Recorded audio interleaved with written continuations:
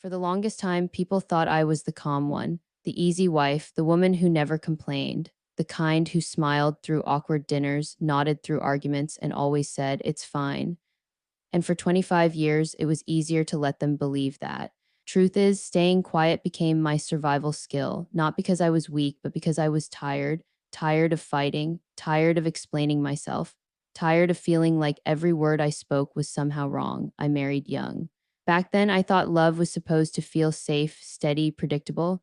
My husband wasn't loud or violent. He didn't scream or throw things. That's why it took me so long to see the problem. His control was quiet, subtle, the kind that creeps in slowly until you don't even realize it's there. He'd say things like, "I'll handle it, you don't need to worry," or "That's not really your thing, let me do it." At first, it felt like care, like protection, like I was being looked after. Somewhere along the way, my voice just faded. Decisions stopped being conversations and turned into announcements. What we bought, where we went, who we spent time with, even what I wore sometimes. If I disagreed, he'd sigh or look disappointed, like I was making life harder for no reason. So I learned to back off, to keep the peace, to swallow my thoughts and tell myself it wasn't worth the drama. Years passed like that. Decades, really. I raised kids, I ran the house. I showed up to every birthday, every school event, every family gathering with a smile glued to my face. On the outside, everything looked solid, respectable. But inside, I felt like I was slowly shrinking, like I was taking up less and less space in my own life. The crazy part? I didn't even realize I was unhappy, not fully. I told myself this was just how marriage worked. That sacrifice was normal, that good wives don't rock the boat, that wanting more made me selfish. Whenever that quiet voice inside me tried to speak up, I shut it down fast. Don't be dramatic. Other women have it worse. At least he provides, but silence has a cost. It builds up. It settles into your bones, and one day you wake up and barely recognize the woman staring back at you in the mirror. That's where I was, 25 years deep into a life where I'd mastered being invisible. I didn't know it yet, but something was already shifting. The silence that once protected me was starting to suffocate me. And the truth, the real truth about my marriage, about myself, was getting harder to ignore. Looking back now, I can see the warning signs plain as day. But when you're living inside it, everything feels normal, routine. You don't wake up one morning and say, "Wow, I'm being erased." It happens inch by inch. So slow you barely feel it. By the time you do, you're already deep in it. My husband liked things a certain way, his way. At first, it was small stuff. He'd joke about how I handled money, say I was too soft or not great with numbers. So he took over the bills. Then it was bigger decisions, investments, vacations, long term plans. I'd ask questions and he'd answer like I was a kid asking why the sky was blue. Calm, condescending, final. Eventually, I stopped asking. Anytime I tried to speak up, he had a way of flipping it back on me. "Why are you starting an argument?" Or "You're overthinking it again." And the worst one, "I'm doing this for us." That line shut me down every time. Because how do you argue with someone who claims they're sacrificing for you? Friends would tell me how lucky I was. "You don't have to worry about anything," they'd say. "He takes care of you." I'd smile and nod, but inside I felt stuck because what they didn't see was how little space I had to be myself. I didn't have my own money, didn't have my own plans, didn't even trust my own judgment anymore. I started second guessing everything from simple choices to my own feelings. There were moments late at night when I'd lie in bed and stare at the ceiling, wondering how I ended up there. Wondering when I stopped being me and started being just someone's wife, someone's helper, someone's background noise. I missed the woman I used to be, the one with opinions, dreams, fire. But every time I thought about changing something, fear kicked in. Fear of rocking the boat, fear of failing, fear of starting over at an age when everyone expects you to already have it all figured out. So I stayed quiet. I told myself I was being strong, that enduring was the same thing as surviving, but deep down, I knew the truth. I wasn't living, I was managing, getting through days, keeping things smooth so nothing exploded. Then one day, something small happened. Nothing dramatic, no yelling, no big fight, just a comment he made, offhand, careless, that landed differently. For the first time in 25 years, I didn't push the feeling down, I let it sit. And once I did, I couldn't unsee what my quiet had been hiding. That's when I started to understand why I had stayed silent for so long and why I couldn't anymore. Freedom didn't show up like fireworks or some big movie moment. It came quietly, the same way my silence once did, but this time it felt different. It felt steady, real. It showed up the first morning I woke up in my own place and realized I could make decisions without explaining myself to anyone. What I ate, what I wore, how I spent my time.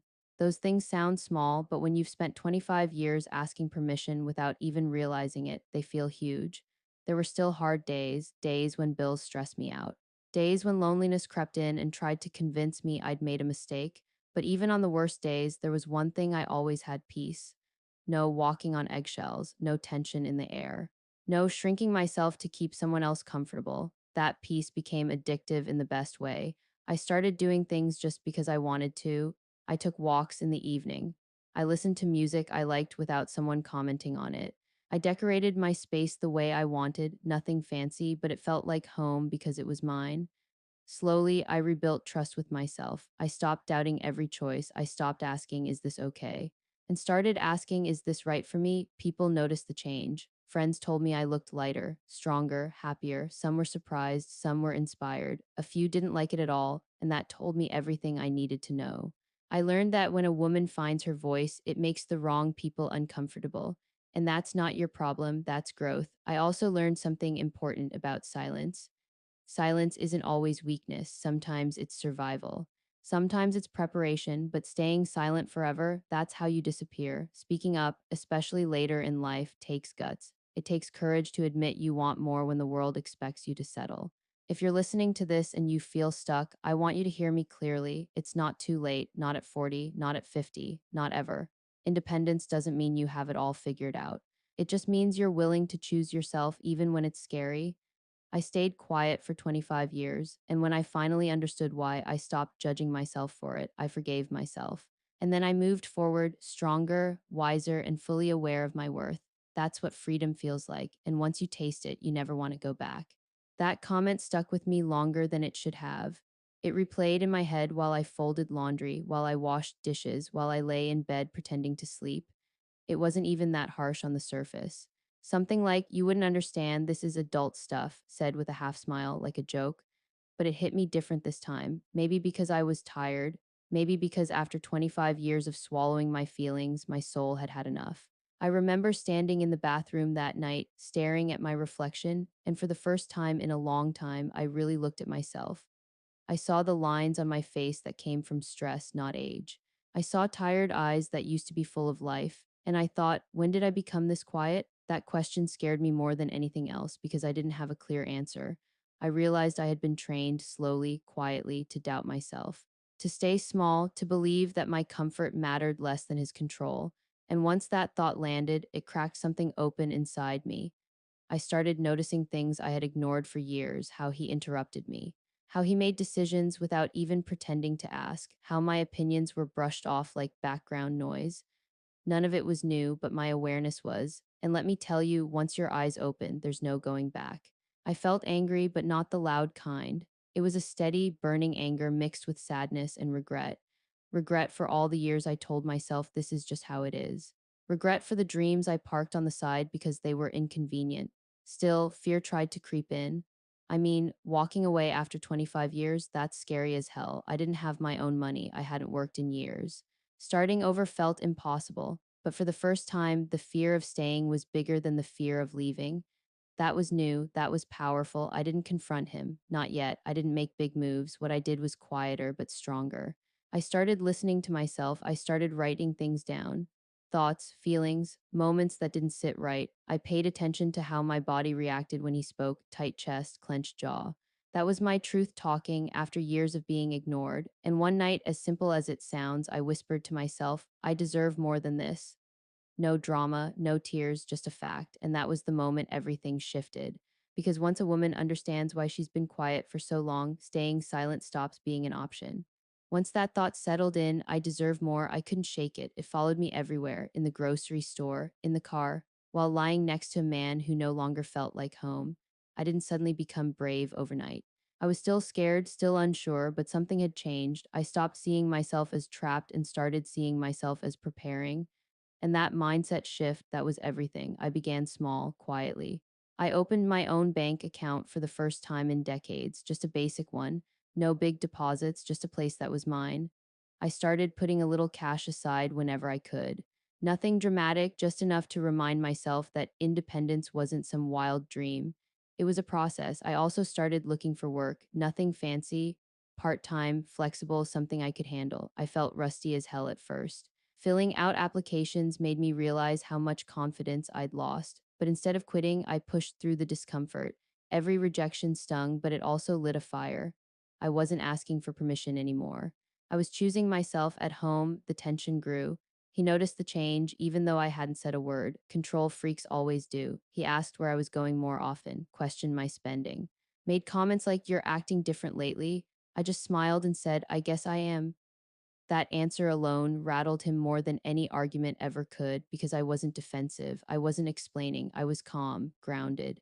The hardest part was unlearning the guilt of putting myself first, the guilt of not smoothing things over. Women like me are taught that self sacrifice equals love, that if you're uncomfortable, it means you're doing something right. But that's a lie. Love shouldn't feel like disappearing. Independence shouldn't feel like betrayal. I started leaning on people again, real people, friends I had slowly drifted away from, my sister, a coworker who became a confidant. For the first time, I said things out loud, and hearing myself speak my truth, damn, it was freeing. I realized how strong I actually was, how much I'd handled without ever giving myself credit. Eventually, the conversation came. No yelling, no big blowout, just clarity. I told him I was done living small, that I needed space, that I was leaving. He laughed at first, then he got angry. Then he tried to guilt me. None of it worked. Because by then, I was already standing on my own 2 feet, even if they were still shaking. Walking away wasn't easy, but staying would have broken me. And for the first time in 25 years, I chose myself. Leaving didn't magically fix everything. I wish it did, but real life doesn't work like that. The first few months on my own were rough, real rough. I downsized fast, small apartment, secondhand furniture, cheap groceries. There were nights I sat on the floor eating ramen, wondering if I'd lost my damn mind. I went from a life that looked secure to one that felt shaky as hell. But here's the thing nobody tells you: shaky doesn't mean wrong. Sometimes it just means new. I had moments of panic, moments where I missed the familiarity, even if it was toxic. That's how deep conditioning runs. But every time doubt crept in, I reminded myself why I left. I remembered the silence, the shrinking, the way I felt invisible in my own life. And slowly, day by day, something incredible started to happen. I started to feel like myself again. I learned how to budget, really budget. I learned how to fix small things around the house. I figured out bills, insurance, stuff I was once told I wouldn't understand. Turns out I understood just fine. I even surprised myself, that confidence. It didn't come from money or comfort. It came from proving to myself that I could survive, that I could stand alone and not fall apart. Work became more than a paycheck. It became proof that I still had value, that my skills mattered, that I wasn't too old or too late. I started setting boundaries, not just with my ex, but with everyone. No more over explaining, no more apologizing for existing. People adjusted, and if they didn't, that was okay too. The biggest change was internal. I stopped asking for permission to take up space. I laughed louder, spoke clearer, trusted my instincts again. I realized the woman I thought I'd lost was never gone. She'd just been quiet, waiting for me to listen. Sometimes people ask if I regret staying silent for so long. Honestly, I don't, because my silence taught me something powerful. It showed me exactly what I would never accept again. It made my independence mean more. It made my freedom feel earned. I stayed quiet for 25 years, not because I was weak, but because I was surviving the only way I knew how. And when I finally understood why, I found the courage to speak and the strength to build a life that was truly mine. Once life settled into a rhythm, something unexpected happened. I started thinking about the past without that tight knot in my chest. For years, I avoided it, pretended those memories didn't exist. But healing doesn't mean forgetting. It means being able to look back without falling apart. And one day, I realized I was finally there. I ran into my ex husband at a family event. The old version of me would have panicked, rehearsed lines in my head, worried about how I looked or what he thought. This time I felt neutral, calm. He looked the same, talked the same, still confident, still sure of himself. But the difference was clear. I was no longer small in his presence. I wasn't trying to prove anything. I wasn't seeking approval. I was just me. We exchanged polite words, nothing deep, nothing emotional. And when it was over, I walked away without replaying the conversation 100 times in my head. That's when it hit me. He no longer had power over my peace, and that felt better than any apology he never gave. I stopped blaming myself for staying so long. That was a big one. Shame keeps a lot of women stuck even after they leave. I realized I stayed because I believed in commitment, because I wanted my family to work, because I didn't know any better back then. That doesn't make me weak, it makes me human. I also stopped trying to rewrite the past. I accepted it for what it was, a chapter, not my whole story. Those years shaped me, taught me resilience, patience, strength. Even pain has lessons if you let it. I learned that closure doesn't always come from the other person. Sometimes it comes from deciding you don't need answers anymore. You don't need explanations. You don't need validation. You already know your truth. Facing the past without fear gave me freedom in the present. I wasn't carrying old weight anymore. I wasn't angry. I wasn't bitter. I was lighter. And that's when I truly understood I hadn't just survived, I had healed. For most of my life, I thought strength looked a certain way: loud, confident, unshakable, the kind of strength that never hesitates or doubts. But real strength, I learned, looks a lot quieter than that. It looks like getting up even when you're tired, like choosing peace over chaos, like saying no without explaining yourself. I stopped measuring my life by other people's standards. I wasn't trying to win the divorce or prove I was better off. I didn't need a bigger house or fancy things. What I wanted was stability, safety, control over my own choices, and I built that piece by piece. I took pride in my independence, paying my own bills, making my own plans, handling problems without waiting for someone else to step in. Every challenge I faced and overcame added another layer of confidence. I trusted myself again. That was huge. I also learned to rest, to slow down. For years, I was always performing, being the good wife, the reliable one, the fixer. Now I let myself just be. I didn't owe productivity to anyone. I didn't owe perfection. I owed myself kindness. New relationships, friendships, not romantic, felt different too. Healthier, balanced. I no longer disappeared to keep others comfortable. I spoke honestly, set boundaries, and the right people respected that. The wrong ones faded away.